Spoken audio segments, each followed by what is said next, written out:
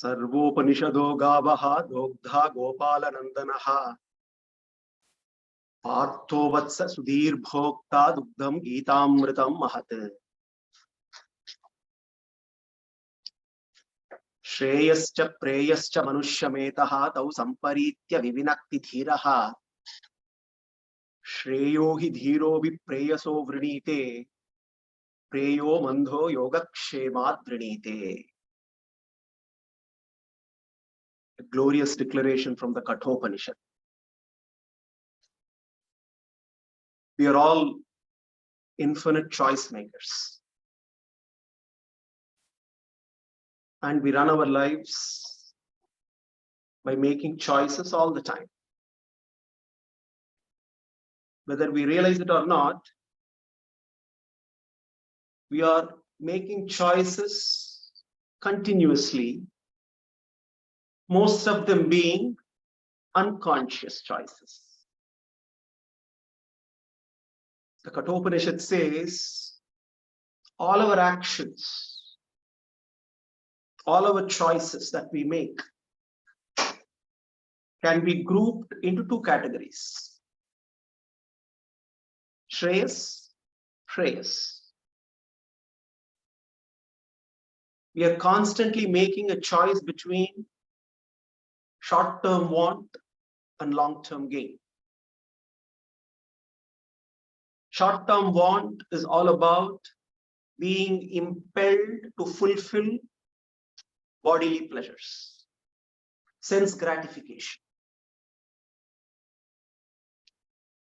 When we are strongly identified with our body, mind, and senses, we are always making choices to fulfill our short-term wants. Only when we get to focus on the very center, not on the periphery, when we become self-aware, when we are rooted in the awareness of who we are, we get to make choices that result in long-term gain. Arjuna is also presented with a choice to make. And he is bewildered. He is unable to make the right choice. The choice that can lead to long-term good. Because he is in a state of ignorance, not knowing his own true identity, and therefore, to him, he does not see the path of Shreyas. He only sees the path of Preyas. And in order to discover the right path, Arjuna engages in a conversation with Krishna.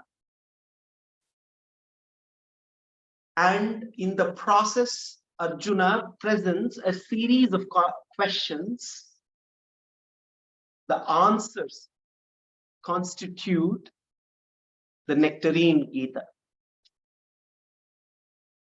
The last session, we covered the first three questions of Arjuna. Today, we will dive deep into the next three questions that Arjuna poses to Krishna. Yamishreneva vakyena buddhim mohayasiva me tadekam vada nischitya yena shreyoham apnuyan.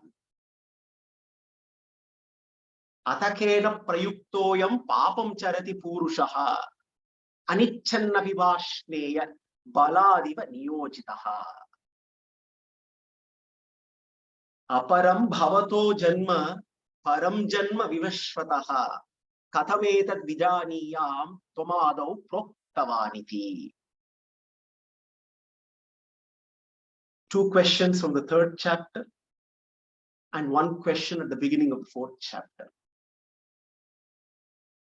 We get to see how these three questions are structured in a way that it enables Krishna to cover certain very important topics right at the beginning of the Gita.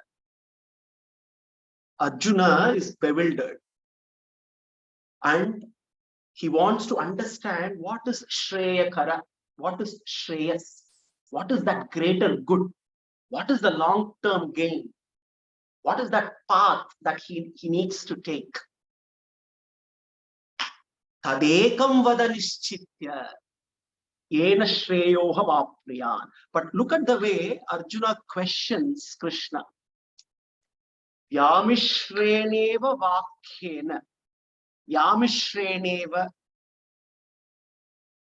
Seemingly confusing words. Apparently conflicting statements. Hey Krishna, your statements, the declarations that you made are seemingly confusing, apparently conflicting. Now, what is important here is to underline the adjective, seemingly confusing, apparently conflicting. Arjuna does not say, hey Krishna, you are confusing me. He does not say your statements are conflicting. He says, Vyamishreneva vakyena buddhim mohayasivame. It is not your words that are confusing. I am confused. Arjuna ensures that he does not equate confusing words with a confused speaker. Very important. Most often, this is what we do. If I am confused, I blame the speaker first. Or when I study the Shastra and I get confused, I say the Shastra is confusing. Gita is contradictory. The second chapter is conflicting with the third chapter. And the third chapter is conflicting with the fifth chapter. We equate the confused words with a confused writer or a confused speaker. Without really understanding, without really realizing that the confusion is not with the speaker or the text. The confusion is in my mind. Buddhim mohayasivame. So this is the beauty. Why do we think Krishna chose Arjuna of all the people? When we see the way Arjuna asks every question, our respect for Arjuna grows immensely. Every question is a gem by itself. The structure that Arjuna uses,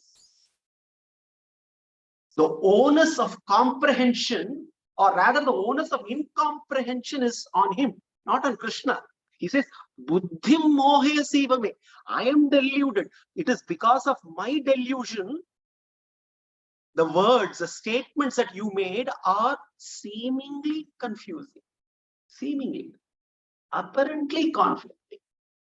Yamishreneva vakyena buddhim mohayasivame tadekam vada nishchitya. Therefore, hey Krishna, tadekam vada nishchitya yena shreya aham apnuyam. Please instruct to me what is the greater good for me. Now, what is Arjuna's confusion here? Action or renunciation? That is his confusion.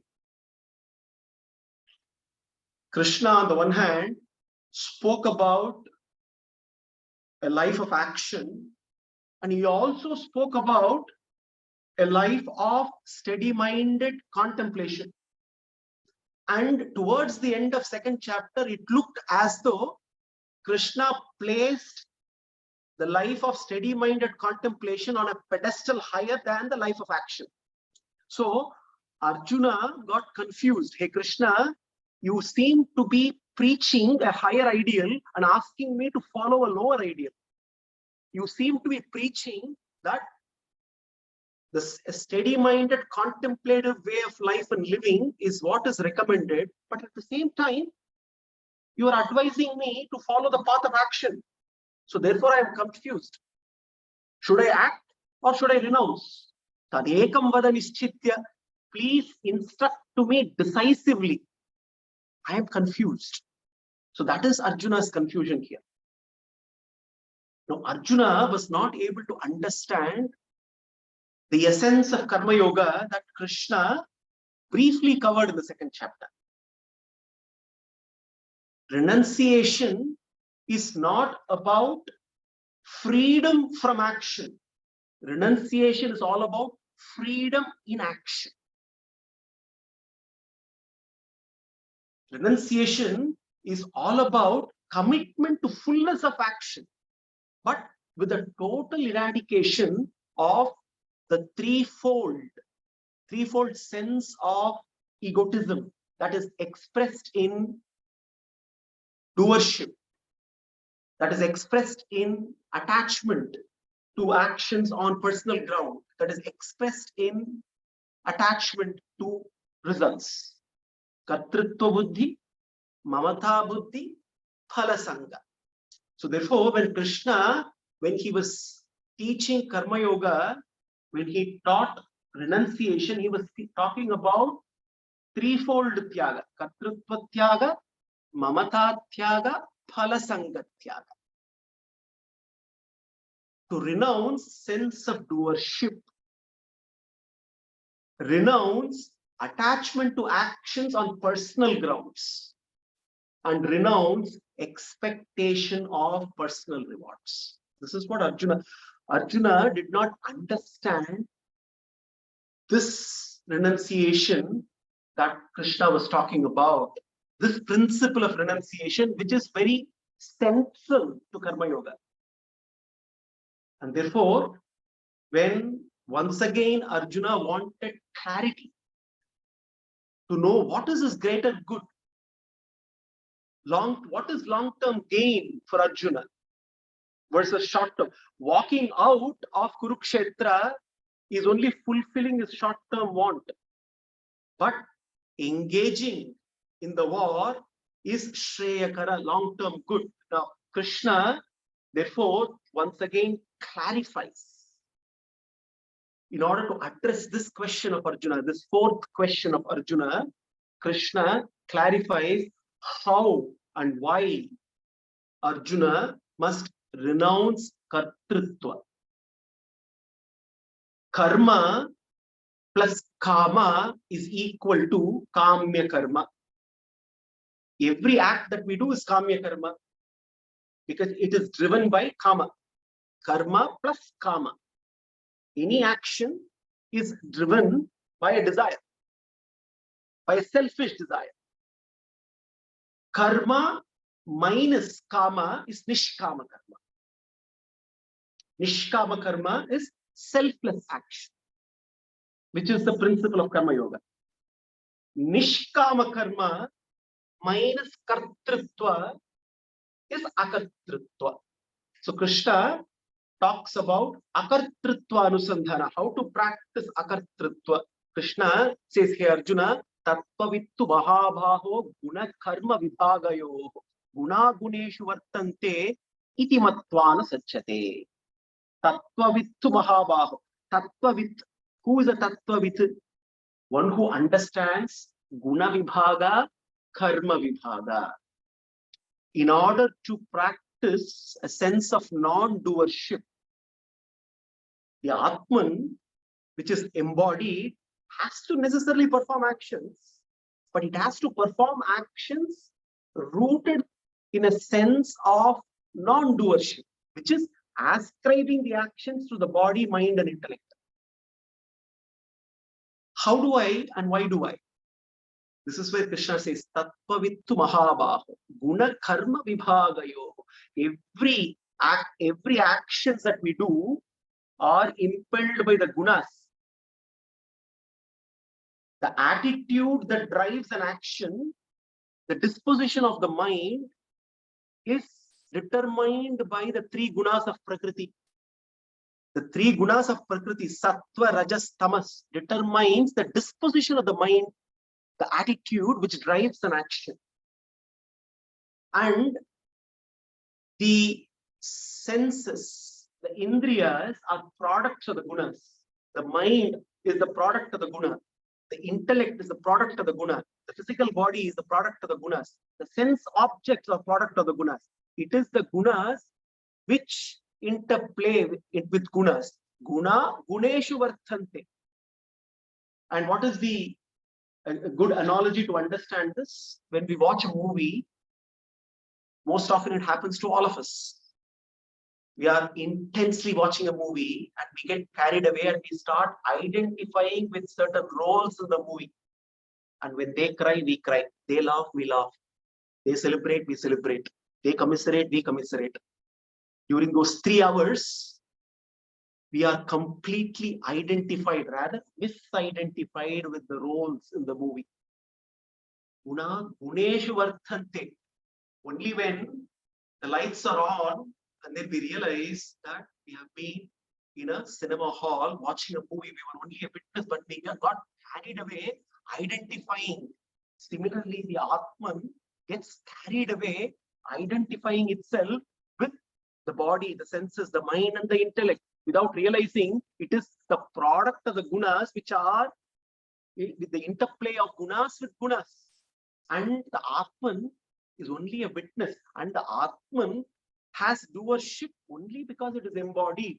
So therefore, a tattva-vid is one who understands this reality. And therefore, he is able to ascribe doership to the body, to the senses, to the mind and the intellect. And he is in a position to realize that I am a witness. I am not the only doer. It is because I am in the body of a human being, I am doing certain kinds of actions. The Atman in the body of a snake has a certain kind of actions. The same Atman, when it takes the body of a mongoose, has a different kinds of actions. The same Atman, when it takes the body of a human being, has different kinds of actions. So therefore, it is the nature of gunas which also determine the nature of actions. Depending on the type of the body the Atman takes, the type of actions also differ.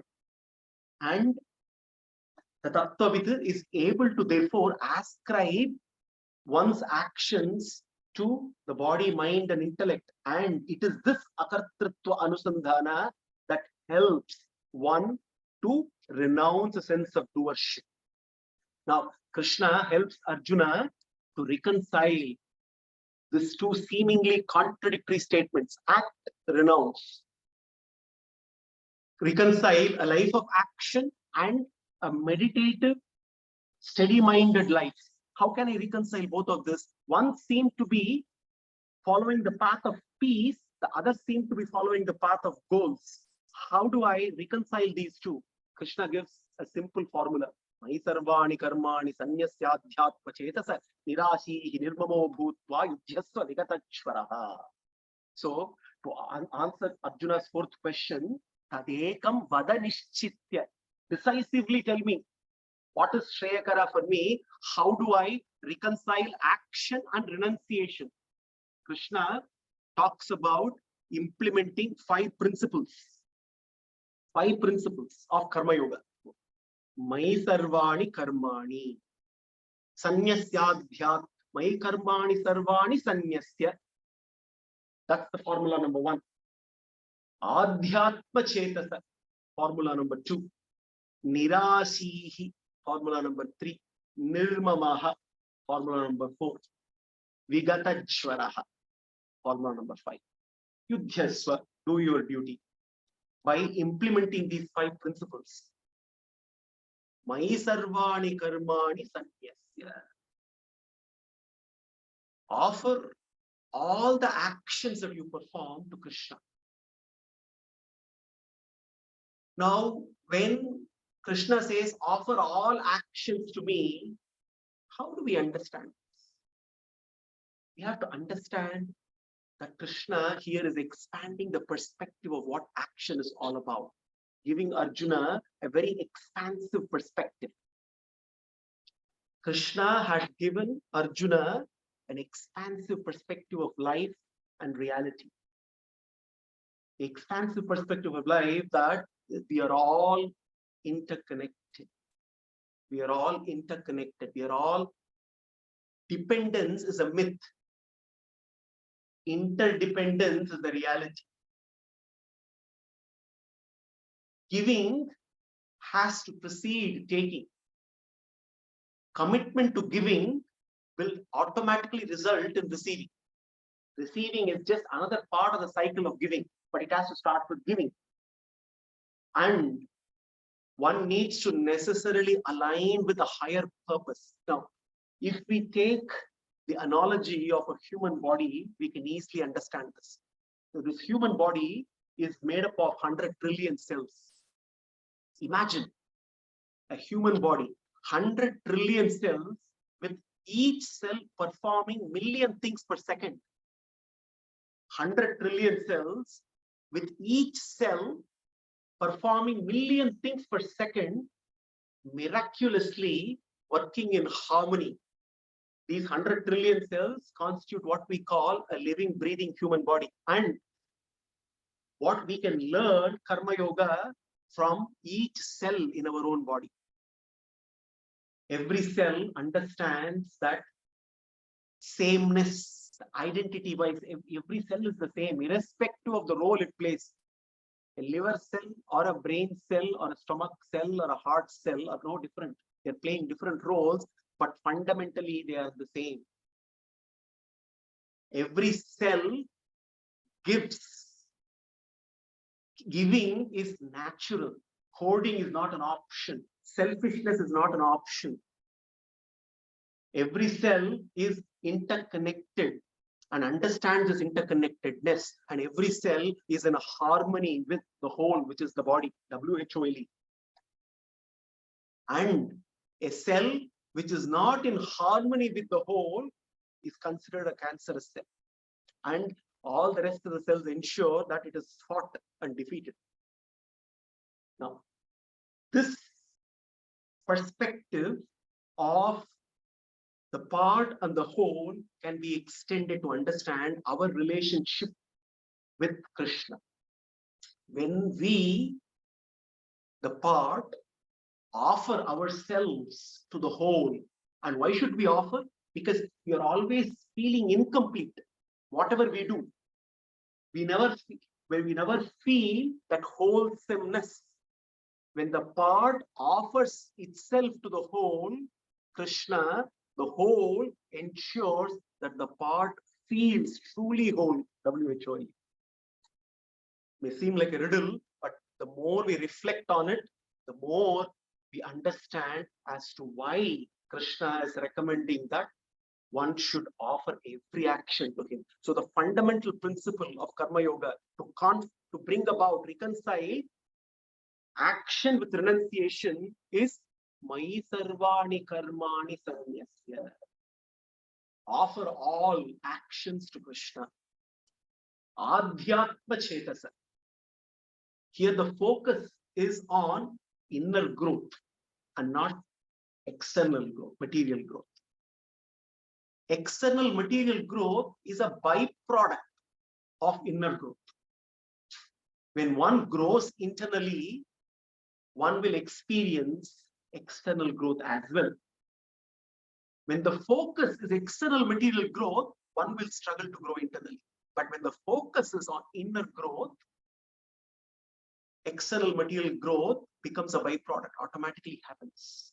Adhyatma chetasa, Krishna says, perform your actions rooted in the awareness of your nature, true nature. When one is dependent on external objects for power, for security, for happiness, one is always struggling, one is always chasing security, one is always chasing happiness, one is always chasing peace. Why? The external object is temporary, fleeting. And if my source of security is the external object, I will never feel secure. Therefore, Krishna says, Adhyatma chetasa, when the source of security, when the source of my peace, when the source of my happiness is my own self, then, which is permanent, which is eternal, only then I will start to experience unshakable security, experience lasting peace and happiness. So therefore, Krishna says one needs to be centered and not operate on the periphery. When one is identified with the senses of the mind, one is operating in the periphery. Only when one starts to focus deep within oneself and understands one's true nature, one is centered, balanced, one has equanimity, only then one can perform right actions and reconciling action renunciation. So this is the second principle. Adhyatma chetasa, nirasihi, freedom from craving for results. Freedom from craving for results. One should rise above the craving for rewards, for personal rewards.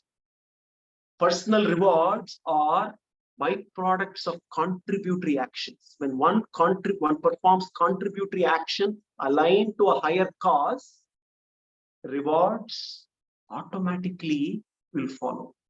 Nirasihi, nirmamo bhutva, freedom from mindness, freedom from possessory attitude. Possessory, we are always trying to possess things. Everything that we want, it's only wanting. Even our needs become wants, and our wants become cravings. You crave desperate wants. When our wants, our needs are desperate, which means the objects rule us. And we need to transform our desperate wants into needs, and eventually the needs need to be transformed into preferences. When I only have preferences, which means I rule over the objects and not vice versa. Nirmamo bhutva, mai sarvani karmani sanyasya adhyatma chetasa nirashihi nirmamo bhutva. When these four principles are followed, the natural thing that will follow is vigatachvaraha. One can avoid anxieties. One can be free from all kinds of anxieties, all kinds of feverishness. And when there is no feverishness, then one performs actions with the right attitude. And it is the right actions with the right attitude that Krishna is recommending to Arjuna. Arjuna, how do you reconcile action and renunciation? By following these 5 principles. You can perform, you cultivate the right attitude, and you can perform right actions. Arjuna then immediately responds to Krishna. Krishna, I understand that I have to perform right actions with the right attitude, which essentially is the principle of Karma Yoga. But unfortunately, I see a challenge here, he says. I see a challenge in performing right actions with the right attitude. Athakena prayuktoyam papam charati purushaha anichannapi varshneya baladiva niyojitaha. 5th question of Arjuna, a very, very profound question. A question for which we also seek answers. All of us have this question all the time. What is this 5th question of Arjuna's? Atakena prayuktoyam papam charati purushaha anichannapi varshneya baladiva niyojitaha. Krishna, I know that I have to perform right actions. I know what is right. I know what is right, but I end up doing all wrong actions. There seems to be always a gap between what I know and what I do. There seems to be a gap all the time. I know what is right, but somehow I end up doing every time wrong things. In Mahabharata, Duryodhana admits. Duryodhana says, I know what is right and what is wrong. I know what is dharma and what is adharma. But somehow I am forced all the time to walk on the path of adharma. This is exactly what Arjuna. So we all know that we all need to lead a life based on a value-centric life. We all know what values are. After all, values are common sense. We all know. When we have to define a value, how would we say what are the values that we need to cultivate in life? Whatever we don't want others to do to us, that is exactly what we should not be doing to others. The right value is, I should not be doing to others what I do not want others to do to me. I hate if somebody comes and lies to me. So I do not want others to lie to me. But somehow I cannot avoid lying to others. I know lying is wrong, but somehow Satyam is not practical in today's life. We somehow find reasons as to why we cannot practice the right values. We know greed is bad, but we will be the first ones to offer a bribe. We know what is right, but there seems to be a gap between what I know and what I do. Even a robber only steals in darkness, because even a robber does not want to be robbed. Arjuna says, Atakena prayuktoyam. Prayuktaha. Here, I am forced, I am impelled. It looks like there is one mysterious force somewhere sitting inside me. Some booth inside, I don't know what it is. Mysterious force. These are all excuses. Arjuna is like us, trying to always find some excuses. I know what is right. It is like a little child telling a mother, I know what is right, but somehow somebody forced me to do this. I did not.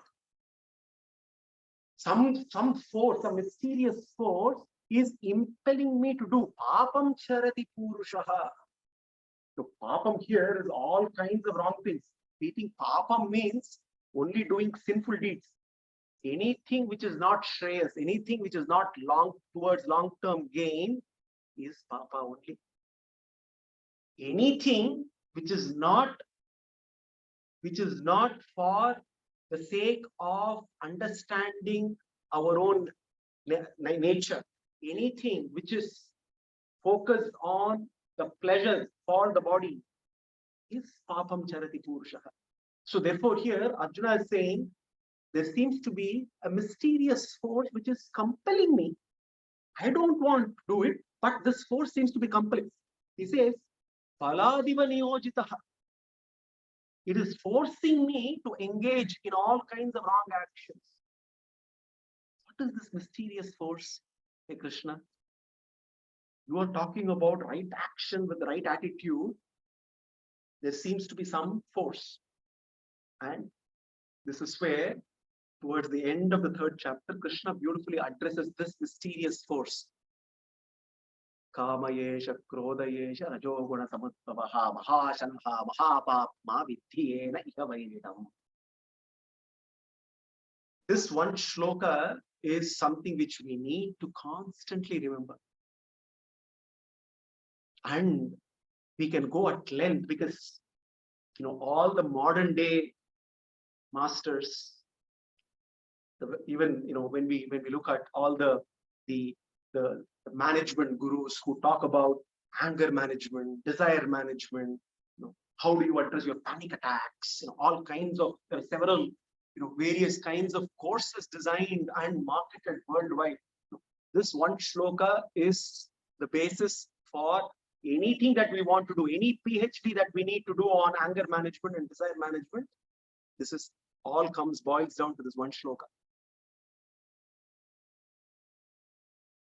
Kamayesha, Krodayesha, Rajoguna Samudbhavaha, Mahashanaha, Mahapapma Vidhyena Ihavaidam. Kama, Krodha, Krishna talks about. Immediately we say Krishna, we'll say Krishna is listing out Kama, number 1, Krodha, number 2. But then the way he ends, Mahashanaha, Mahapapma Vidhi, Yena Ihavaidam. He says Kama and Krodha, know this as your enemy. He does not say know these as your enemies. He doesn't say. Kama and Krodha are two, but Krishna says, know this as your enemy, not know these as your enemies. Which means basically says Kama and Krodha are two sides of the same coin. This is one enemy only.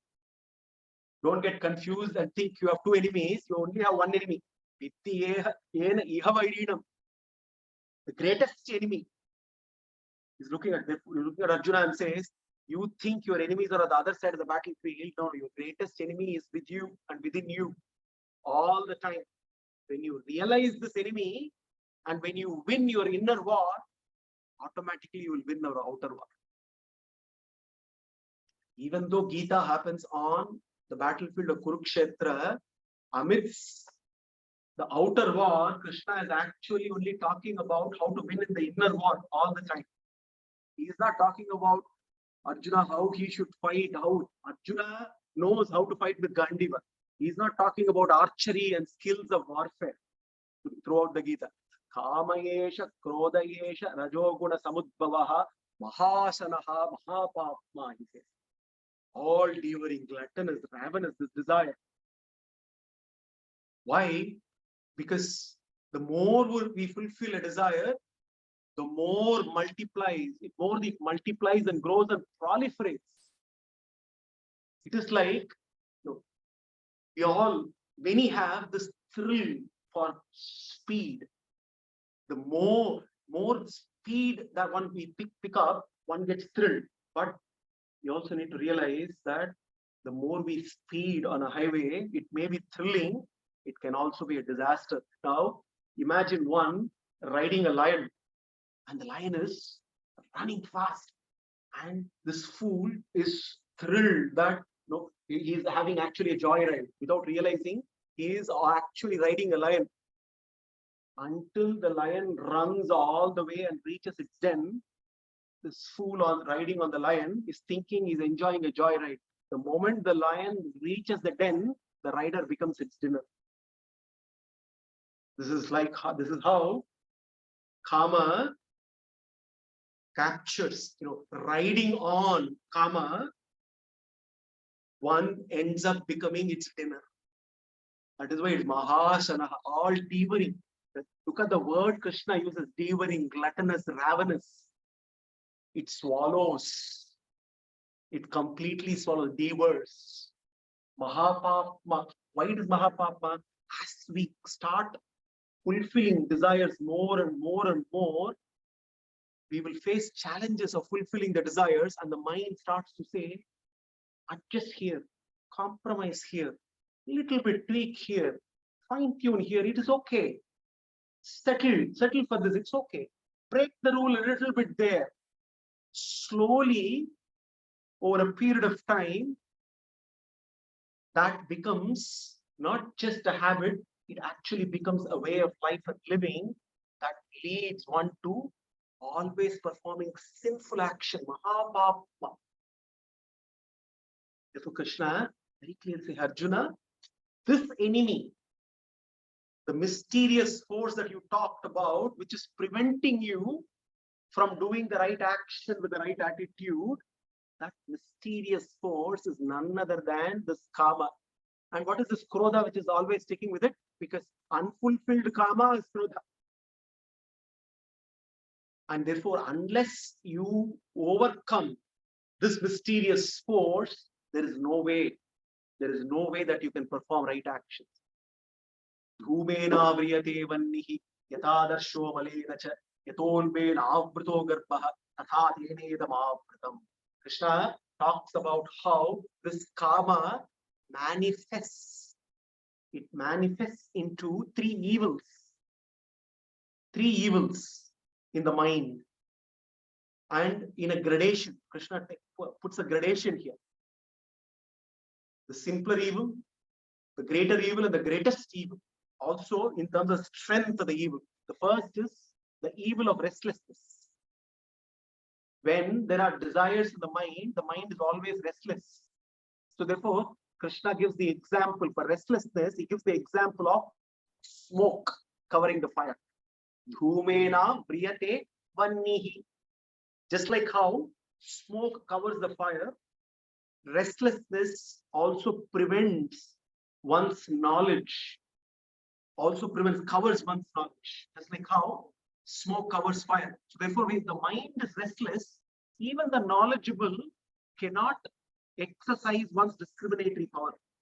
The mind, if mind is restlessness, I cannot decide properly in all of us experiences. A restless mind will not help me make right choices. So Krishna gives the example of smoke and the fire. Dhumena priyate varnihi. The second evil, which is greater in strength, is impurity. And therefore, Krishna here gives this example of dirt on the mirror. Yata adarsho malenacha. Now, this has greater strength. Smoke can be easily removed from so that the fire can manifest. Now, removing layers of dirt in the mirror is slightly more difficult. Adarsho malenacha. This, when there are impurities in the mind, the knowledge will not fully manifest. The mirror will not reflect one's true nature. So this is the second evil in the mind, which is the manifestation of desire. The third evil, which has the greatest strength, very, very difficult to counter. Krishna gives, Yata ulbhena garbha. Garbha, the fetus in the mother's womb, is covered by amniotic fluid, completely covering the fetus. So therefore, it is a thick veil, thick covering, completely obfuscating the light of knowledge. If you take a lamp, and cover it with a dark blanket, the light cannot really glow. There is no light that can be seen. The light within, the light of knowledge within, is completely obfuscated, covered by a thick veil of ignorance, ajnana. This is the third evil manifestation of desire. And it is because of this, it is because of these three manifestations of the desires in your mind: restlessness,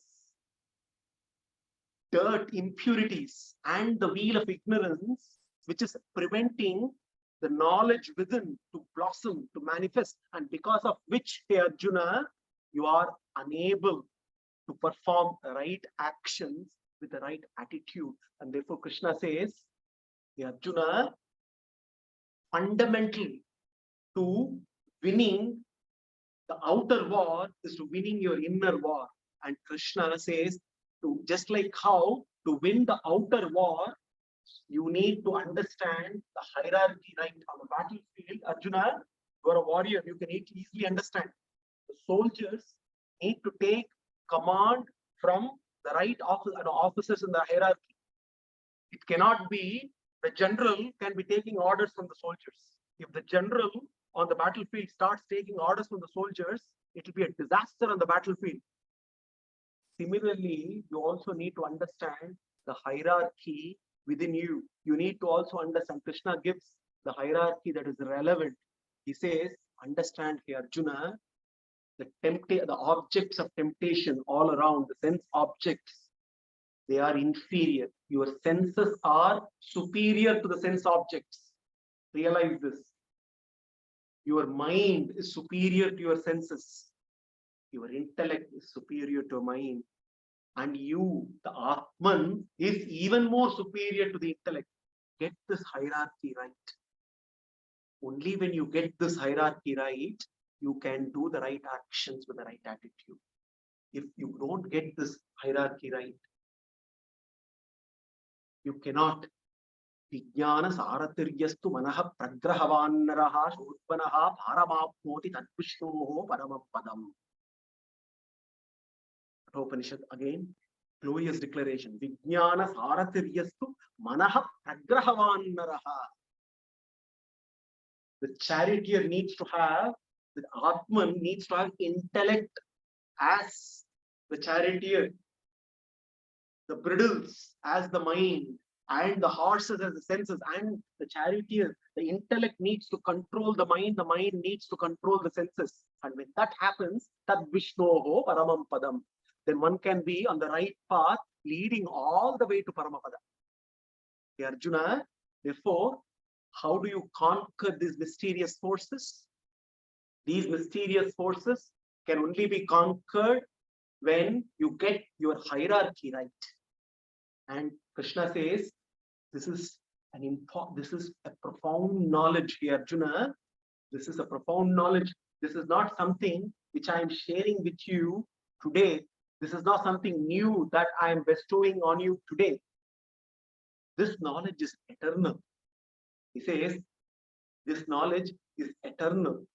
And this knowledge I shared with Vivaswan right at the beginning of the Manvantara.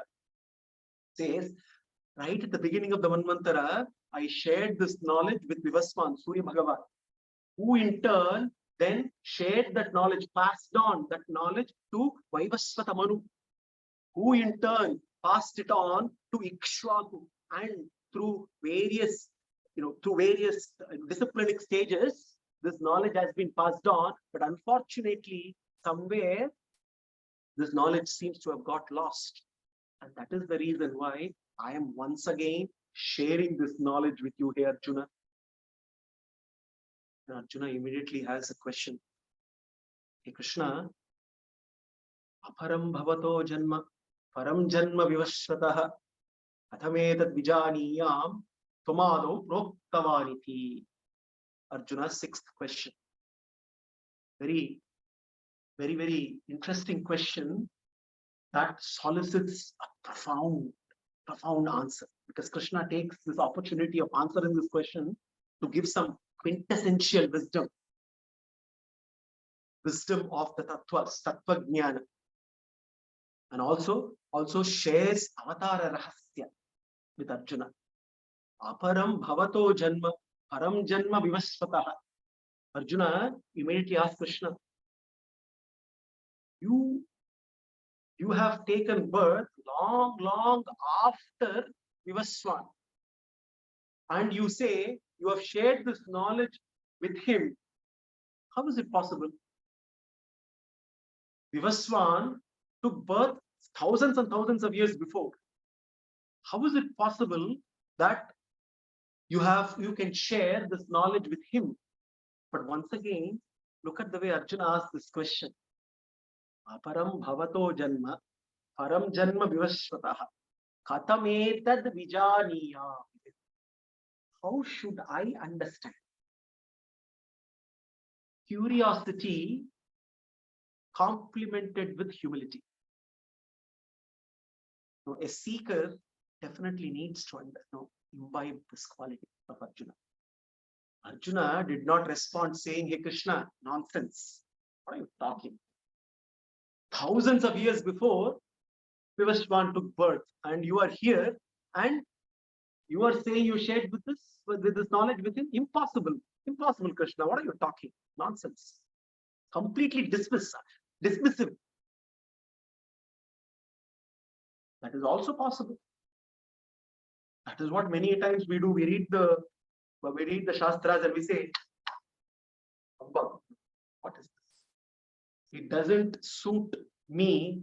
I am unable to understand it, and therefore it cannot be rational. We are all very rational, very intellectual. Therefore, we cannot accept any iota of irrationality. Seems to me our Shastras are filled with a lot of irrationality. We don't understanding that our so-called rationality is matter-bound.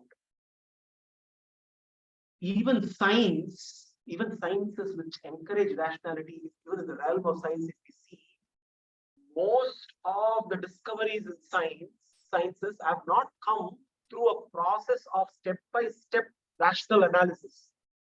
Most of the discoveries have actually come through inspiration-stimulated quantum leap in understanding. Inspiration through revelations that have happened, and eventually validation happens. Validation through reason happens. Validation of the revelation happens through reasoning. One needs to understand that this is here Krishna is giving a call to faith. Shraddha is so very important. One needs to necessarily begin the journey, a spiritual journey, with faith, with Shraddha. Faith, Shraddha is to Shraddha is to believe in what we don't see or perceive. Shraddha is to believe in what we don't see, in what we don't perceive. And the reward of Shraddha is to see and perceive what we have always believed strongly. Krishna here is asking Arjuna, you need to necessarily begin this journey with faith. This is the first time where importance of Shraddha is highlighted in the Gita.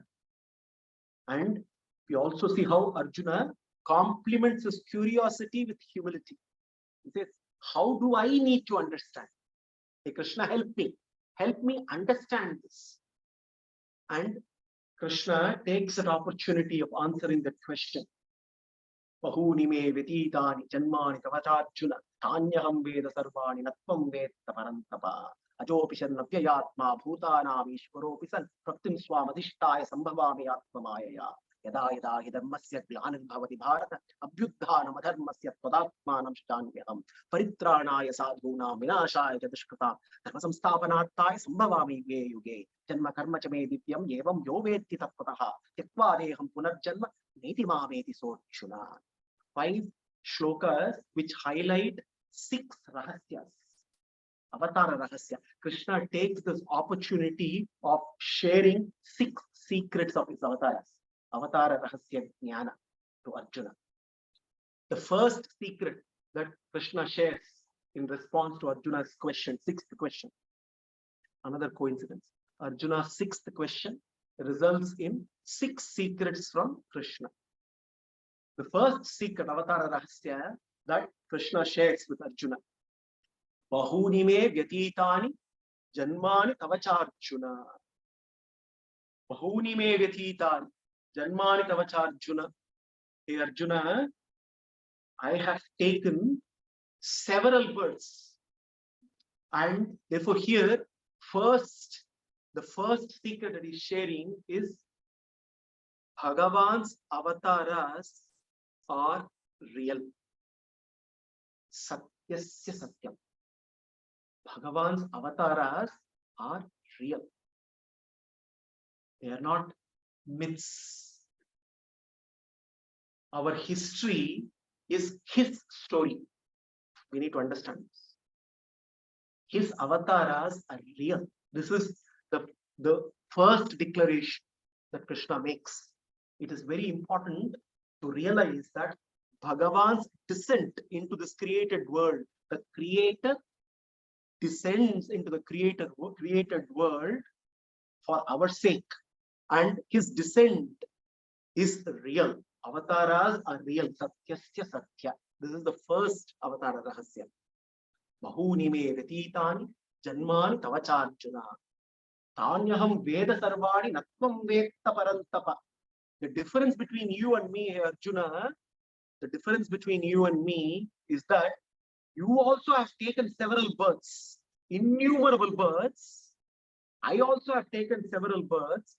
I remember my past, my future. I will remember my future. I know my present. You do not remember anything of your past. You know nothing of your future. You do not know. Now, here, important message that Krishna is giving here is, hey Arjuna, first of all, you and I are different. Natvevaham jatunasam natvam neme janatipaha nachaiva bhavishyamaha sarvevayamatav param. Right at the beginning of the 2nd chapter, Krishna very clearly declared, hey Arjuna, look at all these people around. All of them are real, distinct and different. You are real and distinct and different. I am real, distinct and different. Now, Krishna, in the process of the 2nd chapter, when he's highlighting on the Atman, the nature of the Atman, he talked about Atman's Jnatritva, the nature of the Atman being Jnana, the nature of the Atman possessing Jnana. He talked about Atman's Kartritva, Atman doing actions. He also talked about Atman Bhoktrutva as the experiencer of the results of the actions. Atman's Anutva, Atman being subtle, atomic in nature. He also talked about Atman Snanatva. There are innumerable number of souls, innumerable number of Jivatmas. And here, Krishna very clearly is once again making this categorical declaration. Hey Arjuna, you, the Jivatma, is different from I, the Paramatma. The Jivatma takes several births. The Paramatmas also take several births, but these are not births. These are various manifestations, avatars. Also, the translation of avatara as incarnation is also very misleading. Incarnation is once again as a Western hangover, if I were to use that phrase, unfortunately. It does not apply to Bhagavan's avatars. Because carnal is something to do with the body, physical body. Bhagavan does not take manifestations with the physical body, the body made up of Panchabhutas. So therefore, his avatars are descents. Because incarnation, by definition, actually is incarceration. With all the Atmas, incarceration is getting into a prison. So we all are in a prison. Bhagavan is not in a prison. Samsara is like being a prison. Repeated births. Hey Arjuna, you have taken several births. You do not know about your births. I have taken several avatars. I know all about them. Here, the second avatar of Rahasya that Krishna is sharing, that he is the Sarvajna, the omniscient Parabrahman, the omniscient, the omniscience of Bhagavan, the Sarvajnatva is being highlighted. The second Rahasya that Krishna shares with Arjuna. Ajopisan Avyayatma Bhutanam Ishwaropisan Prakritim Swam Adhishtaya Sambhavami Atmamayaya. Ajaha, the unborn, Ajayamano Bahudha Vijayate, the Vedas declare. Ajayamanaha Bahudha Vijayate. The unborn repeatedly takes birth. Ajopisan Avyayatma, imperishable qualities, imperishable Shakti, imperishable Jnana, imperishable Bala, imperishable Ananda. Even though Bhagavan repeatedly takes avatars out of his Atma Maya, is out of his own will. Hey Arjuna, your birth is based on your karma, my avatar is based on my Sankalpa Shakti, Atma Maya. Based on my own Sankalpa Shakti, I continuously take manifestations. Prakritim Swam Adhishtaya Sambhavami. I take manifestations employing my nature of having a body form made of Shuddha Sattva. Even when Bhagavan takes avatars, his Kalyana Gunas remain intact. He is not contaminated by karma. Akilaheya Pratyanika Kalyana Ekatana Svetara Samastavastu Vilakshana Ananta Jnananandaika Swarupa. He is completely blemishless. He is full of Kalyana Gunas even when he takes avatars. So therefore, the third secret avatara rahasya that Krishna shares with Arjuna, he says, my avatara is based on my sankalpa, your birth is based on your karma. And I take avatars, and even when I take avatars, my paratva, my ishwaratva, my swamitva, my niyantritva, my kalyana gunakaratva, all that remain intact. I am not tainted by karma whatsoever. Then the fourth avatara rahasya that Krishna shares is the timing of avatars. Yada yada hi dharmasya glanirбhavati bharata abhyudharam adharmasya tadatmanam shajamyaham. Krishna clearly says his avatars are not constrained by time, are not constrained by place. Yada yada hi dharmasya glanirбhavati bharata. Whenever there is a decline of dharma, I manifest in various kinds of forms. So therefore, very clearly, the fourth message here, Avatara Rahasya, is no constraint of time. These avatars are not constrained by time. Glanirбhavati bharata abhyudhanam adharmasya tadatmanam sujamyaham paritranaya sadhunam vinashaya cha dushkritam dharma samsthapanarthaya sambhavami yuge yuge. The fifth Rahasya is where Krishna says, why I take avatars? Why I take avatars? paritra, in order to establish dharma, which is ensure order and harmony in this creation. Dharma, establishing dharma is ensuring order and harmony. And how can order and harmony be ensured? Only when people who follow dharma are protected. And who are these? They are the sadhus. Paritranaya sadhuna. It is for the sake of protection of sadhus. Vinashaya dushkritam is incidental. In the process of paritranaya sadhuna, vinashaya dushkritam happens. But the primary purpose of avatara is paritranaya sadhuna. Krishna here is not saying tranaya sadhuna. He's saying paritranaya sadhuna. Trana is protection.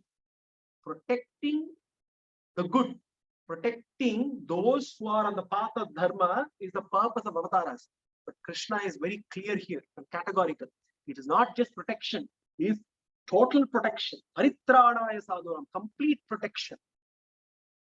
This is the most important secret, the secret of all secrets of Avatara Rahasya. What is that? In order to protect his bhaktas, protect the sadhus, he need not descend. Sitting in Vaikuntha, he wills, protection happens. Therefore, protection of the sadhus is not the actual purpose. It is to be one with the sadhus. It is not just protecting, it is descending and also giving the opportunity for his bhaktas to see him and experience his beauty. This giving the opportunity to his bhaktas to see his Divya Mangala Rupa. Adharam Maduram, Adanam Maduram, Nayanam Maduram, Hasitam Maduram, Hridayam Maduram, Gamanam Maduram, Madhuradipate, Akhilam Maduram. To experience his beauty. How can I experience his beauty if he is sitting all the time only in Vaikuntha? I can only know he is beautiful. He is Bhuvana Sundara, but when that Bhuvana Sundara walks on this planet and reveals his beautiful form, then the bhakta is able to experience, soak in that beauty. So therefore, the secret of all secrets, Paritranaya Sadhuna, is actually revealing his beautiful form, revealing his Kalyana Gunas, and enabling his bhaktas to experience him. And that is the fifth secret. The sixth secret that Krishna shares, Janma Karma Chame Divyam, Evam Yoveti Tattataha, Tyakva Deham Punarjanma, Netima Veti Arjuna. When one understands the secret of my avatars, when understands my manifestations, my avatars, Janma Karma, and most importantly, all my activities, all my leelas, then to such a bhakta, there is no more rebirth. Bhagavan, the unborn, takes birth in order for us not to take rebirth. That is the Avatara Rahasya. Krishna says, one must understand when he says Janma and Karma, the Karma here, all the actions that he performs during his avatars, all the leelas, is necessary for us to know that his avatars is not only to establish order in the outside world. Yes, the purpose of avatars is to establish dharma. Establish dharma is order and harmony in the outside world. It is also to establish dharma, order and harmony in the inside world. Bhagavan takes avatars not only to empower the virtuous and disempower the vicious in the outside world, he also takes avatars to empower the virtuous and disempower the vicious in the inner world as well. It is his avatars that inspire us, that kindle a sense of bhakti in us, that enables us to get our direction right. And the English word for his leelas is pastimes. The pastimes, there is the purpose of his pastimes. The purpose of the past, we need to understand, pastimes should not remain past times. His pastimes are relevant even in the present. His pastimes are actually present times. Why? Because every time we relish his pastime, every time it gives us that sense of freshness and joy and bliss. The same Krishna Leela never fails to kindle that sense of awe, that sense of devotion, that sense of wonder. Every day, every hour, as we keep dwelling on it, we get deeper and deeper in experiencing him. And that is the reason why Krishna says, Janma karma cha me divyam evam yoveti tatpataha tyaktva deham punarjanma naiti mameti Arjuna. There is no rebirth. One gets freedom from samsara by understanding, by knowing, by realizing my avatara rahasya. So Krishna takes that opportunity to answer Arjuna's question. Arjuna's question was a very simple question. How do I understand that you shared this knowledge earlier with Vivaswan, and in the process, Krishna shares the Avatara Rahasyas, and he also sets the stage, Janma and Karma. One thing we need to understand, look, the Avataras, during his Avataras, Bhagavan also shows us, he leads by example. When he talked about Karma Yoga, when he talked about how to lead life as a yajna, he also, in his avatars, shows us how to practice, how to implement the principle of yajna, how to implement the principle of Karma Yoga, and therefore he also takes that opportunity. He focused on Janma, his manifestation avatars. He focuses on Karma in the rest of the 4th chapter and dwells deep into the principle of Karma Yoga as a yajna, and then eventually concludes by giving a call to action. Hey Arjuna, arise, you have a duty to fight. How Krishna leads Arjuna on this path, we will see in the next session. Until then, let's continue to contemplate on the 6th Avatara Rahasya. Janma karma cha me divyam evam yoveti tatpataha tyaktva deham punarjanma naiti mameti Arjuna. With this glorious assurance of Krishna, let us conclude today's session. Sarvam Sri Krishna Arpanamastu.